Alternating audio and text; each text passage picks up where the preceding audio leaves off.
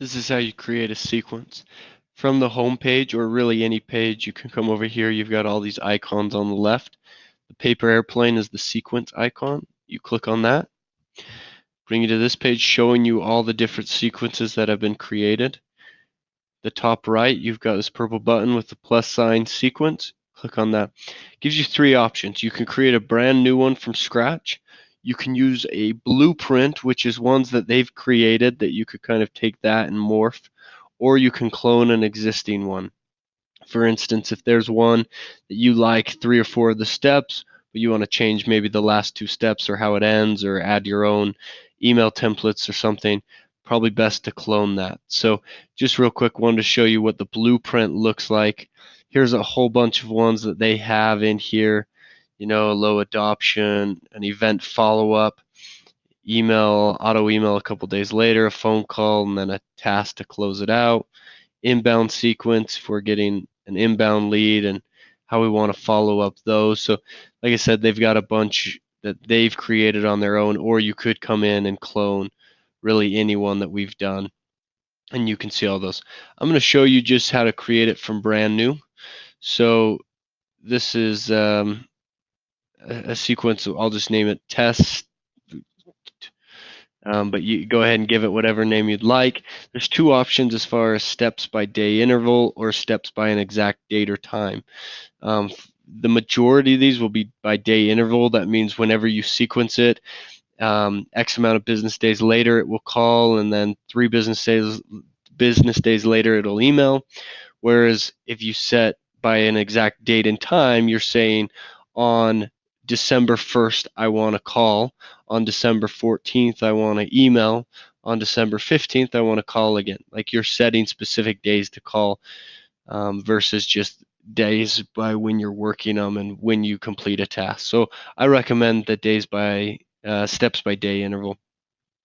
What type of sharing you want, private to owner, others can see it and use it.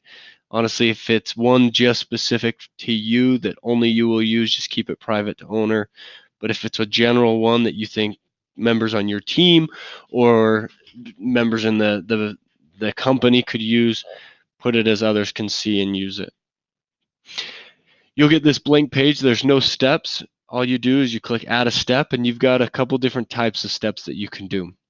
First is an auto email, and it's basically what it sounds like. You'll select this, you'll pick whatever template you want, and then the second that somebody comes into this step, it automatically sends an email out. It doesn't ask for your approval or your final confirmation. It just sends that email out. Whereas manual email, you can still set templates and set emails of what you want to say, but before it sends out, it comes up and you can have a chance to review it, and then you click send that email. The other options obviously are phone call, to trigger to call somebody, or a generic task. And this really could be anything from look them up on LinkedIn, send them a birthday card, go mark them dead in Salesforce, or go update this note. Really just any task that you want to tell yourself, that's what that one can do. So I'll do a manual email first, and then I'll do a phone call here in a minute.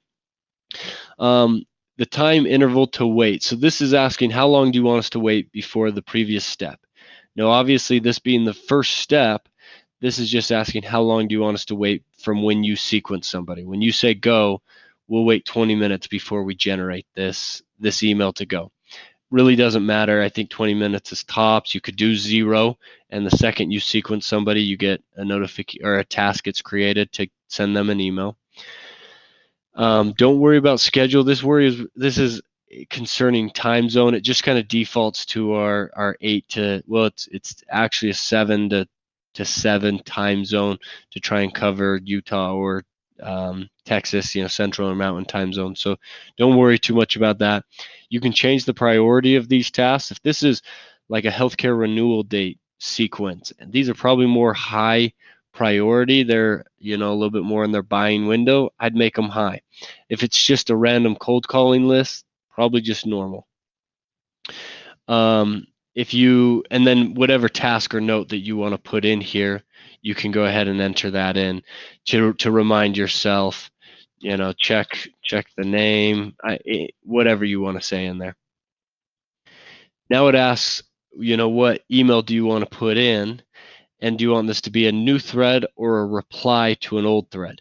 This being the first email that we're going to send out, it has to be a new thread. You can come down here to templates, and if you're wondering how to create a template, there is a video later on in the training that does show you how to create templates. But here's all of our email templates, and you can go ahead and come and select one of those. Always click clone when you get this prompting. Never click link. What this is saying is, do you want this to be linked to the template, so if you change anything on this email, it changes the template? We don't want that. We want flexibility to where it doesn't affect the template at all. So just remember to always click clone when you get that pop-up. But here's our email, HR Balancing Act. It grabs their first name from Salesforce, gives a quick spiel, and all you have to click is save. Next step, I'm going to go ahead and do a phone call, and I'm going to wait 3 days from when I sent that first email. Actually, I'll go 2 days from when I sent that first email. Ask about the email. You don't have to put a note in here, but you can. That's all you had to do for a phone call. There's obviously no scripts or anything that you had to put in there. So now if I wanted to do another email, so I'm going to do a manual email. I'll do it 3 days later. This is where you can change if you want it to reply. So when you get a response in email, it stacks on top of each other.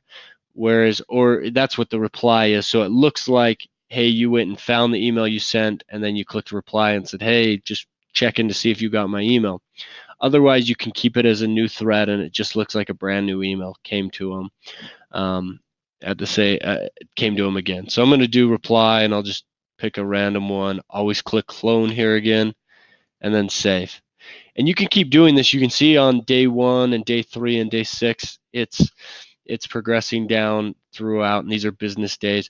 Once you are ready to take this live, you need to either email Jason Hanks or Dora and let them know that, hey, I've created this sequence, please mark it live. We have that one step in there just to make sure that we don't create any sequences that will make us look stupid, such as having 3 phone calls in a day or something like that. Shouldn't take that long, but we'll go ahead and turn that on as soon as you let us know.